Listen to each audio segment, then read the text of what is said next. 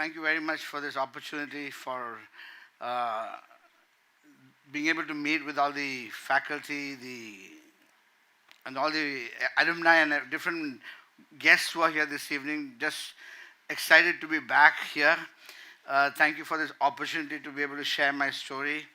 I was just thinking, like I'm not any page three or uh, any top 100 successful people in the world, but I think somewhere as I read my story, I know that there were choices I made which made my story different. And in many ways, all of our stories are different. And I made choices which made it possible for me at certain times to walk away from success or many other fame and even riches and being well off in life to choose a difficult path. And that's what made my story stand out for me, at least, and for the many who have been helped and blessed by that. Very young, when I was young, I was very confused person, very introvert. I used to be very shy, found it very difficult to talk. I would not speak for peanuts. If I were here, I would be stammering and worried about things.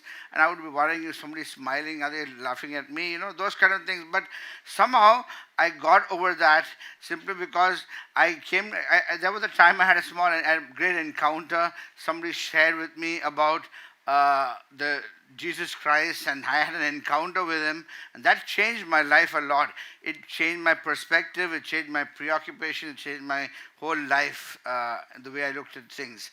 But along the way, I made choices that I realized that I left my home at the age of 18 after I finished at the age of 21 when I finished my graduation. I moved on to different places. I worked in grassroots level organizations that gave me a lot of proximity to the poor. And I saw the generosity of the poor. I saw what it means to serve the poor. I went around different parts of the country, working in different contexts. We've then defecated in the open fields and had bath in the open and various things like that. Like learned what it meant to be what poverty was all about. Though I come from a very well-off family, I did not need to do that. But somehow that was right from childhood. There was a heart to understand what poverty and work with the poor. And then I started working with an anti-trafficking organization in Mumbai, and that's when I first came across stories of brokenness and pain that can really make you cry, that can really break your heart. And I started looking at those stories, and each story was heartbreaking. Here was a young girl called Deepa who at the age of 9, she was taken from Assam and brought into Mumbai. And in Mumbai she was sold into Kamatipur at the age of 9. And where she was beaten and bruised. Every day she used to be beaten up if she would not comply. They used to use cigarette butts on her body. They used to make her drink alcohol forcefully and start taking drugs. All this they did so that she could kind of comply. And soon she had to see 10, 15 customers a day. That was the kind of life she had until we were able to rescue her. We were able to find hope for her. We were able to take her back to find 18 years estranged family. We were able to find back in Assam and reunite them. And those are the stories that broke my heart. And then I started thinking about I was in a comfortable multinational NGO, earning a decent salary, and I was thinking about it. That's when I joined the PGPDM course here. When I came here, I had no clue, no idea that I was going to start something, but I came here with the idea that I would kind of think more critically.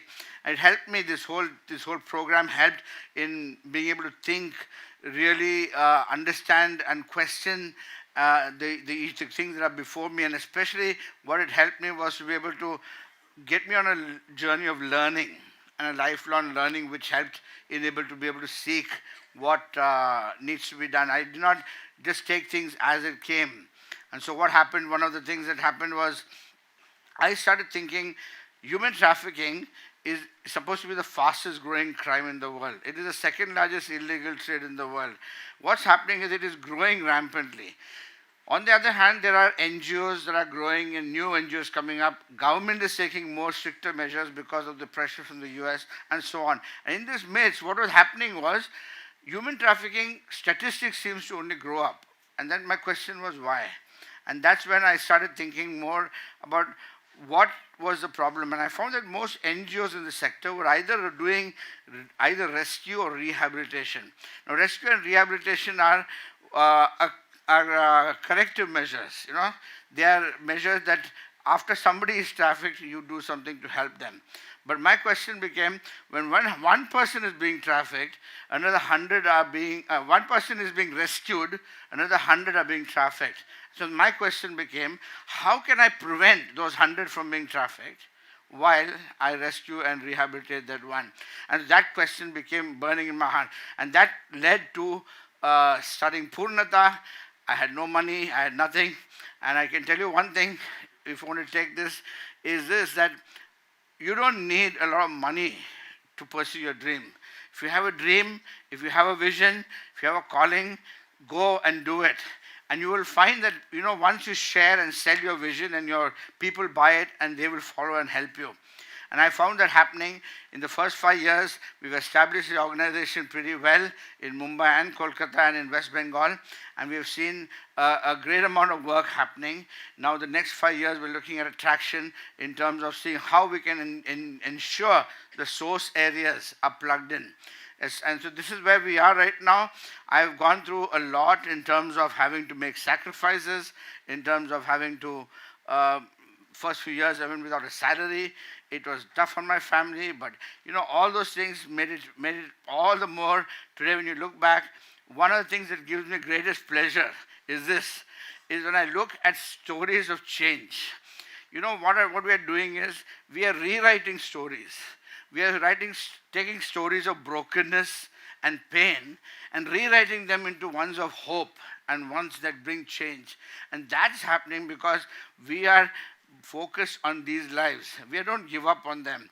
And so today when we look at these girls and they come to us, they talk to you politely, but when they came initially, they were angry and they were short-fused and they were very easily giving up. But today what's happening is they're in a position where they are able to make life choices for themselves. And because of that, we are finding greater things happening in their lives. I was not satisfied with that. I led on to start a company, a non-profit, a for-profit company that would give employment to these women. Because a lot of these women, when they go into employment, we found that the people don't understand their background, and so easily they lose. They just leave their jobs, or they give up. And so we started this company to not just give training, but to employ them. And this has led to helping us to be able to give them jobs. And today we have 4, another 2 are joining, 6. And we are hoping to at least employ 25 women by the end of this next year. So this is where we are. Again, let me tell you, my story is this, as simple as this, that I've taken decisions and choices, and difficult ones. And today when I stand with these women, I find that we're making a difference, one woman at a time and one child at a time. And I think you got to follow your heart, follow your dream, and see what God is leading you to, and do what you need to do. Because what your heart says, what your heart is being conditioned to, you should be able to do that. In the days to come, I'm sure that each story from here would inspire you to do this. Thank you.